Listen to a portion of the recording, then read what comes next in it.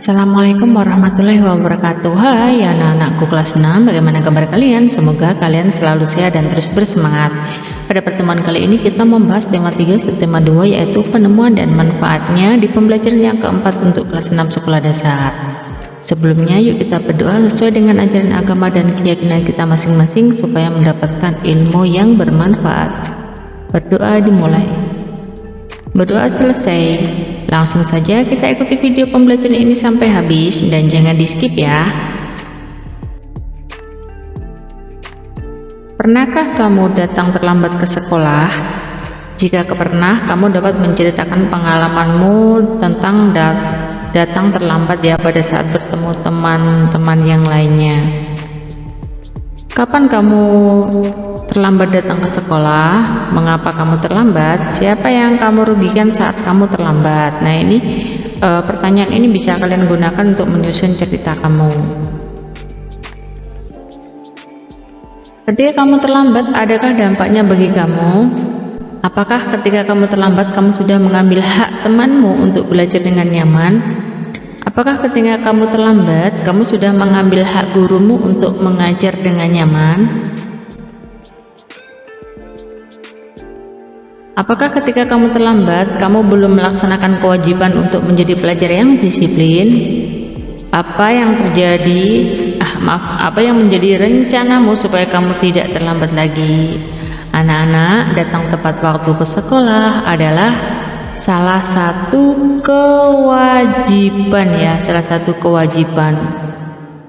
kewajiban kita sebagai seorang pelajar. Ketika kita tidak melaksanakan kewajiban, maka akan membuat orang yang di sekitar kita menjadi tidak nyaman. Nah, maka dari itu, yuk kita laksanakan kewajiban dengan tanggung jawab ya.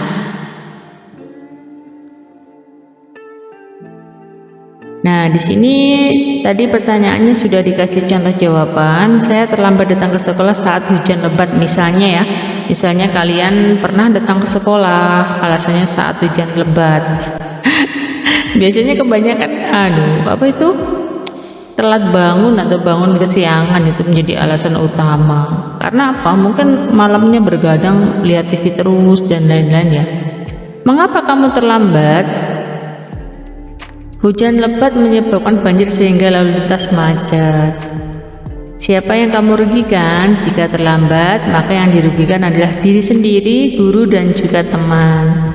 Ketika kamu terlambat, adakah dampaknya bagi kamu? Ya tentu ya, karena terlambat maka menjadi pribadi yang tidak disiplin dan tidak menghargai waktu. Apakah ketika kamu terlambat, kamu sudah mengambil hak temanmu? Ketika saya terlambat masuk ke kelas, tentu konsentrasi belajar mereka sedikit banyak akan terganggu karena melihat kamu terlambat ya. Apakah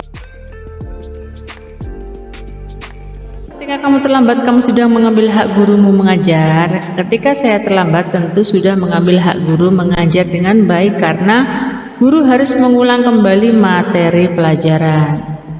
Apakah ketika kamu terlambat, kamu belum melaksanakan kewajiban? Ya, ketika saya terlambat, sudah tentu gagal melaksanakan kewajiban sebagai pelajar yang disiplin. Apa yang menjadi rencanamu supaya tidak terlambat ya? Ya, agar tidak terlambat adalah tidur lebih cepat, mempersiapkan semua peralatan sekolah di malam hari sebelum tidur, berangkat lebih awal agar terhindar macet dan lain sebagainya. Lihatlah gambar. Apakah mereka sudah melaksanakan kewajiban dengan tanggung jawab? Apa dampak dari yang mereka lakukan? Ini gambar 1, gambar 2, gambar 3. Lalu dari pertanyaan untuk gambar 1, gambar 2, dan gambar 3, apa kewajiban kita sebagai pelajar? Untuk gambar 1, menjaga kebersihan. Gambar 2 adalah belajar sungguh-sungguh ya, ini kelihatannya gambarnya tidur. Gambar 3 itu mengerjakan tugas secara berkelompok. Pertanyaan yang kedua, apakah mereka sudah melaksanakan kewajiban sebagai pelajar? 1 belum, nomor 2 belum, gambar 2 belum, gambar 3 juga belum. Apa dampak bagi diri sendiri? Untuk gambar 1, menjadi pribadi yang jorok, yaitu buang sampah sembarangan yaitu. Yang gambar 2 itu karena malas belajar itu nilainya kurang bagus. Yang gambar 3 pekerjaan lebih cepat selesai karena dikerjakan kelompok. Apa dampak dari tindakan yang mereka lakukan bagi lingkungan? Lingkungan menjadi kotor ya, untuk gambar 1. Untuk gambar 2, kegiatan belajar terganggu. Untuk gambar 3, ini sudah ya, mengerjakan tugas kelompok ini sudah, ini mereka bekerja kelompok ya, di sini sudah ya. Memperkuat persatuan dan kesatuan.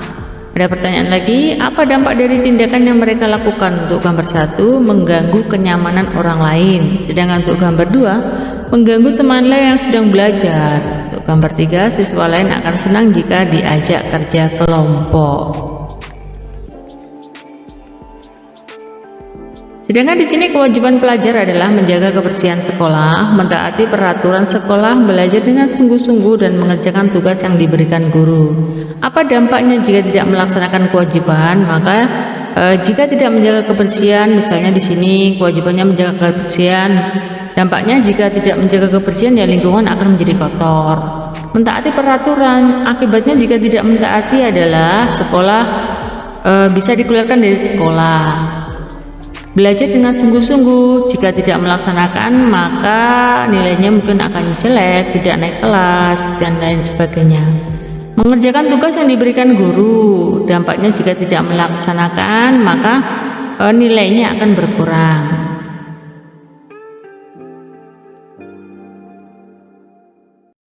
Pada pembelajaran 1, kamu telah membaca teks si kotak ajaib. Di situ kamu menemukan kalimat yang tidak efektif. Apa itu kalimat efektif? Anak-anak, kalimat efektif adalah kalimat yang mengungkapkan gagasan sehingga mudah dipahami. Ciri-cirinya bagaimana? Hemat, tidak menuliskan kata-kata yang bermakna sama. Misalnya di sini para tamu-tamu duduk di kursi. Perhatikan kata para di sini ya. Kata para maknanya perhatikan kata para, apa maknanya? Kata para dengan kata tamu-tamu di sini ya. Nah, kata para itu menunjukkan banyak ya, anak-anak. Para itu menunjukkan banyak. Dan tamu-tamu itu sama artinya dengan para sebenarnya. Juga menunjukkan banyak karena tamu-tamu, banyak tamu. Nah, kita bisa menghilangkan salah satunya ya. Tamu-tamu duduk di kursi atau para tamu duduk di kursi. Nah, mungkin bisa ini dihilangkan paranya, atau mungkin tamunya juga bisa dihilangkan salah satu.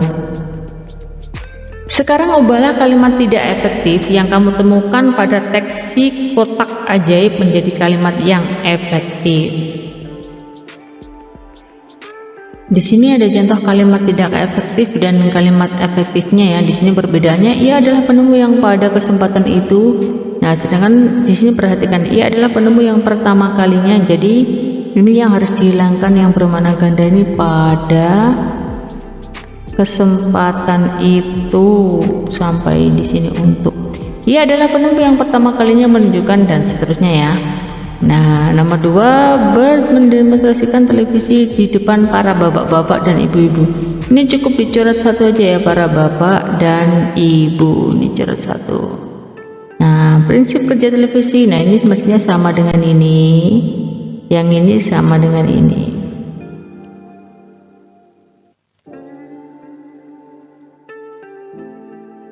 Demikian tadi anak-anak pembahasan yang bisa Ibu sampaikan. Mohon maaf atas segala kesalahan dan kekurangan. Sampai jumpa pada video pembelajaran selanjutnya. Ibu akhiri, wassalamualaikum warahmatullahi wabarakatuh.